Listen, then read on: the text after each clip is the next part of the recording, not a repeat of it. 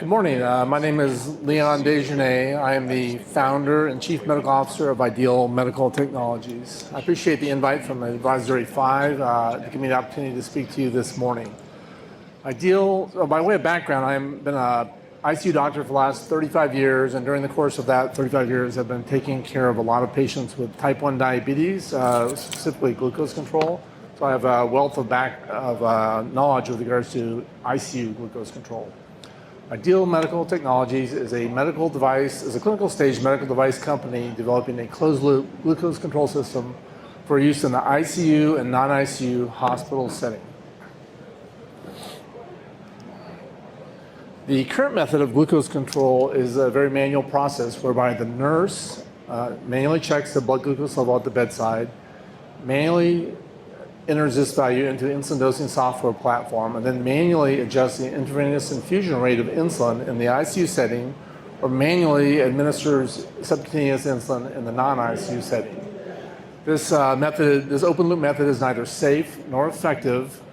The nurse can spend up to 2 hours per patient per day on glucose control efforts in the ICU setting, and still leads to high rates of hypoglycemia, hyperglycemia, and increased glucose variability.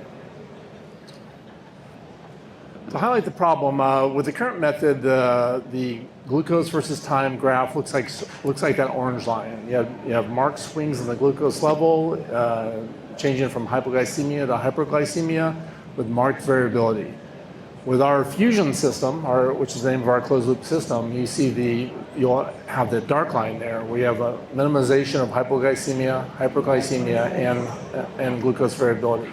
The benefits of decreasing the rates of those three glucose metrics are shown there on the slide.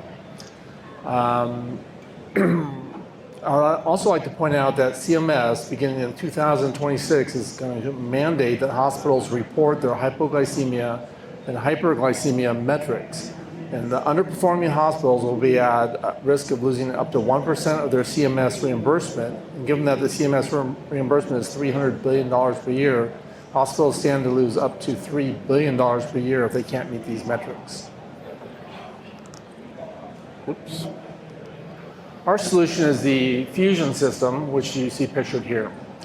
The fusion system consists of a wireless module so that it can take in glucose values via Bluetooth from continuous glucose monitors, our expert-based rule system, glucose control software, and 2 intravenous infusion pumps that are controlled by our software.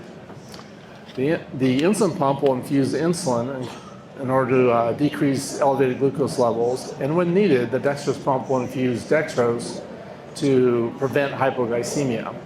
This system has the potential to decrease ICU mortality rates by up to 30%, as shown in multiple clinical studies.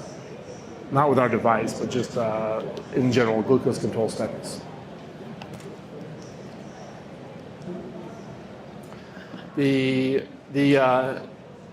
impact on the healthcare system will be dramatic with the introduction of the fusion system. As you can see, we'll have 14 million less hospital days, a reduction in healthcare expenditures of up to $15 billion, and even more importantly is a dramatic improvement in nursing efficiency, because as I said, the nurses spend 2 hours per patient per day on glucose control efforts. This is important because it's projected that by the year 2026, there'll be a shortage of 400,000 nurses. So why IMT? Well, number one, we have the decades of experience in the ICU setting and controlling glucose levels. Number two, we have a deep understanding of how the native system works, as evidenced by a peer-reviewed publication.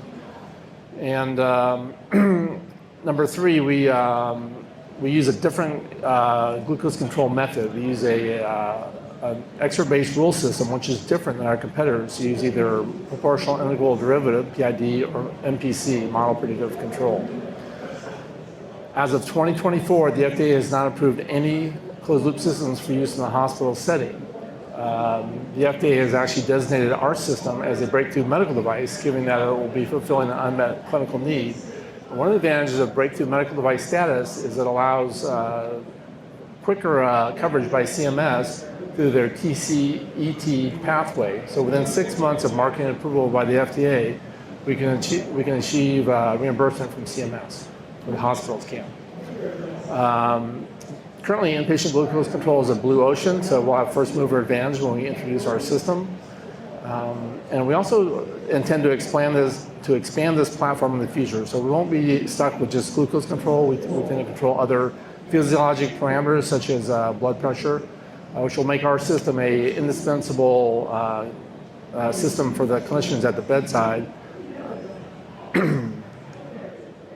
So this table shows results from clinical studies. The first four are closed-loop glucose control systems. The last two are clinical decision support systems that help the nurses dose insulin in the ICU setting. The fusion systems results from our first in-human safety study are highlighted in bold green. As you can see, we outperformed our competitors with regards to safety metric of hypoglycemia, percent time in range less than 70. We also outperformed the competitors with regards to efficacy, as noted by percent time in range 70 to 180. So we have increased value there, a decreased value in percent time in range greater than 180, and a lower CV, which is a measure of glucose variability. I'd like to point out that the three competitors are all approved for outpatient setting, but not for the inpatient setting. Okay, so the market is the 36 million hospitalized patients per year. The cervical market is half of that, and we believe that if half of those patients are on a closed-loop system, that'll eventually be a $3 billion market. Our business model will make money through leasing the system to hospitals and selling disposables needed to use the system in the form of IV sets and continuous glucose monitors. Our ask is funding. So we use that to expand our team, expand our already issued US and EU IP, and to complete our commercial grade system. Thank you.